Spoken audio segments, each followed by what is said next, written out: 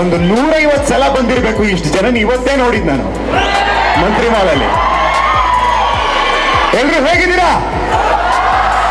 ಎಲ್ರು ಹೇಗಿದ್ದೀರಾ? ಬಹಳ ಜನ ನನ್ ಕೇಳ್ತಿರ್ತಾರೆ, ನೀವು ಸಿನಿಮಾಗೆ ಏನಕ್ಕೆ ಬಂದ್ರಿ, ನಾಯಕ ನಟ ಆಗ್ಬೇಕು ಅಂತ ಏನಕ್ಕೆ ಅನ್ಕೊಂಡ್ರಿ ಅಂತ. ಸುಮಾರು ಘಟನೆಗಳಿದೆ, ಸುಮಾರು ವ್ಯಕ್ತಿಗಳಿದ್ದಾರೆ. ಆದ್ರೆ ಒಂದು ಘಟನೆ ನನ್ನ ಮನಸ್ಸಿನಲ್ಲಿ ಚಿರಸ್ಥಾಯಿಯಾಗಿ ಉಳಿದಿದೆ. ತುಮಕೂರು ಜಿಲ್ಲೆಯ ಚಿಕ್ಕನಾಯಕನಹಳ್ಳಿಯಲ್ಲಿ ಒಮ್ಮೆ ಅರ್ಜುನ್ ಜನ್ಯ ಸರ್ ಬಂದಿದ್ರು. ಒಂದು ಕಾರ್ಯಕ್ರಮದಲ್ಲಿ ಅವರು ಪ್ರಾರಂಭ ಮಾಡೋಕ್ಕಿಂತ ಮುಂಚೆ ಒಂದಷ್ಟು ಹೆಸರುಗಳನ್ನ ತಗೊಂತಾರೆ. ಮೊದಲು ದೇವರನ್ನ ನೆನೆಸ್ಕೊಂಡು ಆಮೇಲೆ ಇನ್ನೊಂದು ಹೆಸರನ್ನ ತಗೊಂಡ್ರು. ಆ ಹೆಸರು ತಗೊಂತಿದ್ದಂಗೆ ಅಲ್ಲಿದ್ದಂತ ಜನಸ್ತೋಮ ನಡ್ಕೊಂಡಂತ ರೀತಿನ ನಾನು ಗಮನಿಸ್ತಾ ಇದ್ದೆ. ಆ ಹೆಸರೇ ಕಿಚ್ಚ ಸುದೀಪ್.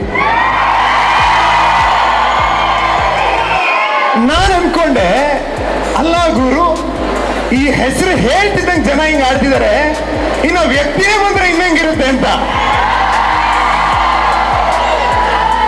ಬಂದಿದ್ದಾರೆ.